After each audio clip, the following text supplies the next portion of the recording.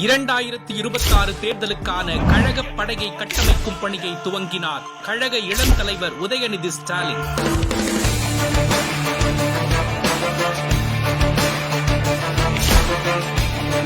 முதலமைச்சர் மு.க. ஸ்டாலின் அவர்களின் கரங்களை வலுப்படுத்தும் நோக்கில் தமிழ்நாடு முழுவதும் சென்று கழக தொண்டர்களை ஊக்கப்படுத்துகிறார் துணை முதலமைச்சர் உதயநிதி ஸ்டாலின்.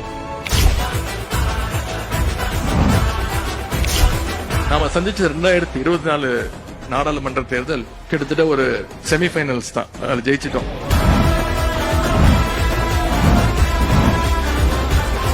வரப்போற 2026 சட்டமன்ற தேர்தல் தான் உண்மையான ஃபைனல் கேம்.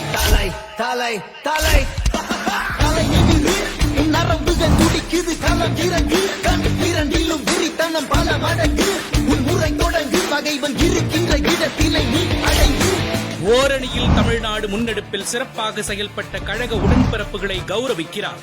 தன்னார்வலர்களுடன் கலந்துரையாட உள்ளார்.